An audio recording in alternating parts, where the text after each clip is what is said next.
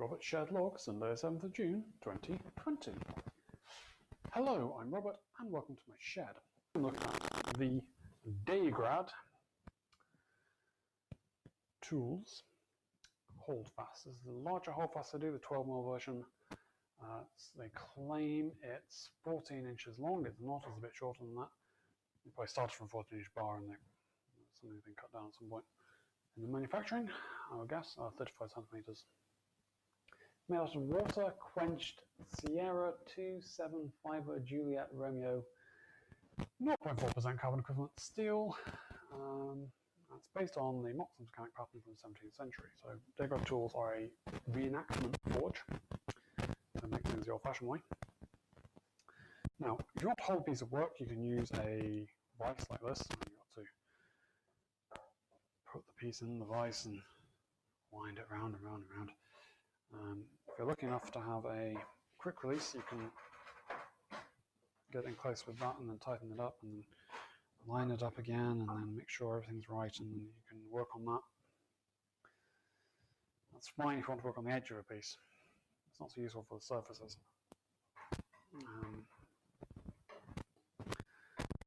Alternatively, if you don't have an apron on your bench, I don't for this reason, you can take your clamp.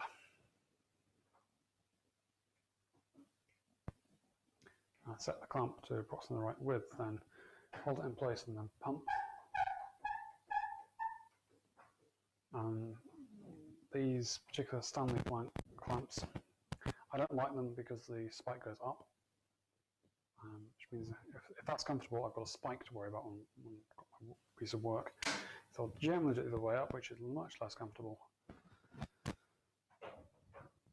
holds it sort of in place, except I can actually move that quite easily, and I can't get any more pressure on the clamp.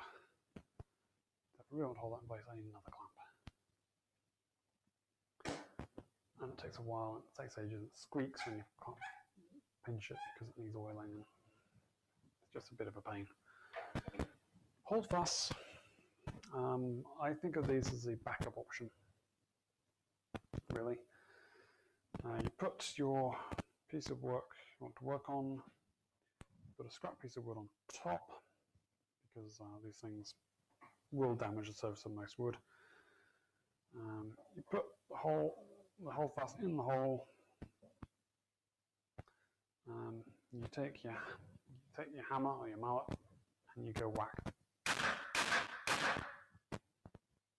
That is incredibly rigid. I could pick the bench up if I was strong enough. See, the bench top is moving now, and I really can't wiggle that much. There's a little bit of movement there, but not a lot. I could whack that again, it would solid it right up, or I could do another one quite easily. And then yeah, I've got this piece of wood in very firmly, and I can do things to the top of it, or this exposed portion of it, quite easily. Obviously, if I want to plane the surface of a piece of wood, I don't want the holdfast on top of it. But I could, at that point, take a piece of wood I'm working on, say this piece,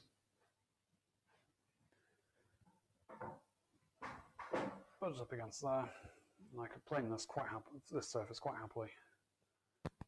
That is not going to move, that's a plane stop now. As long as I'm planing this way, it's not going to move. I can even cut a right angle in here, put it in at an angle so I can put the clamp, so I can hold the corner of this piece so it won't slide side to side as well. There's lots of work holding solutions involving holdfasts. The reason I wanted them is that they can open up the back of my bench as well. Work on larger items, I can hold things at the back. Yeah, so way holdfast works.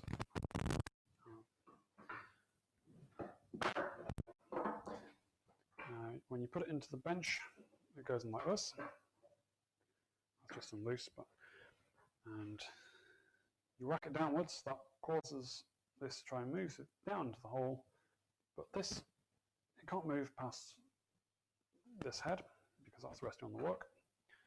So you push it down, it moves it like this.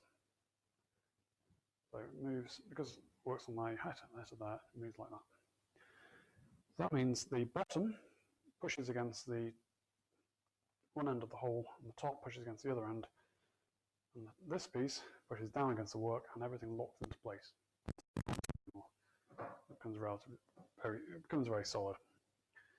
To release it, push it at the back, and it simply lifts it up. This slides along the work, lifting this up vertically, and it tends to jump, and just becomes loose like this in the hole.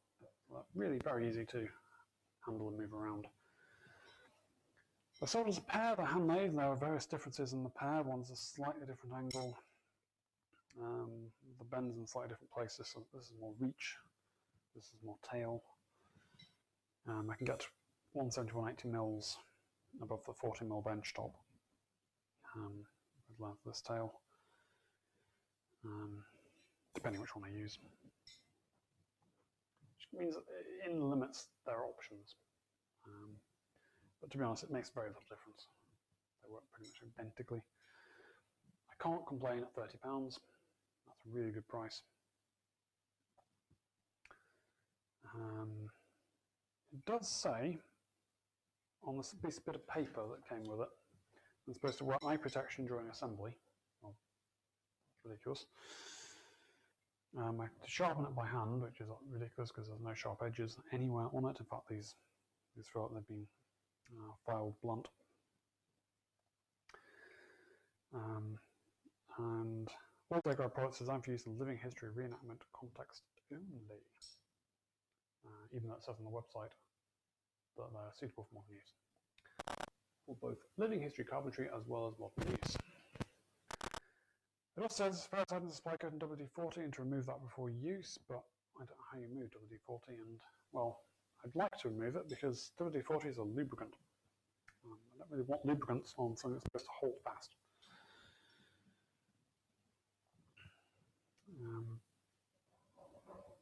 But they're really easy to store at the back. You can use them as pegs in a dead leg if you have a leg vise, for instance. You can use them to hold things vertically if you've got holes in your apron. They're very, very quick. They're a bit loud because you're whacking things with a hammer, and that's loud. You can use a hammer or a mallet. I'm using the term mallet interchange. I'm using the term hammer to mean a hammer or a mallet. I hope that's clear. This is a mallet, not a hammer. Yeah, so I really recommend them. I don't know what else to say other than they do make a smaller version. There's an 8 to 10 mil, I can't remember which it is, 8 or 10 mil diameter one, which they use on their video with smaller dog holes. That's nice because if you're drilling holes by hand using one of these 3/4 inch drill bits, 13 or 19 mil drill bits, sorry, get them into the dog hole is really quite tricky. I did it for these, and I was able to, drilling down's easy enough, but they tend to wander off to the side. So this is like to the left, this is like to the right. This one I managed to get centered up by adjusting, by basically not screwing these in until I got the holes in. Yeah, I don't recommend. Well, the advantage of a 3/4 inch hole bit is there's a lot of stuff out there for holding things on 3/4 inch holes. But you can use smaller holes with the smaller version of holdfast, which is also useful if you have a much thicker bench, because the thicker the bench is, the less easy it is to get the angle you need to engage. Yeah, so that's $29.99 for a pair, delivered in a C3 envelope that came through the letterbox. Really, really pleased with how smooth and easy everything was in ordering these, given how much difficulty I've had with the pegboard that I've still not got for the tool store yet. So that's what I have for Shedlog this week.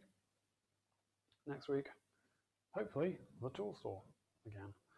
If not, I'll probably talk about the stuffed towel box I'm working on. So, see you next week. Ta-ta.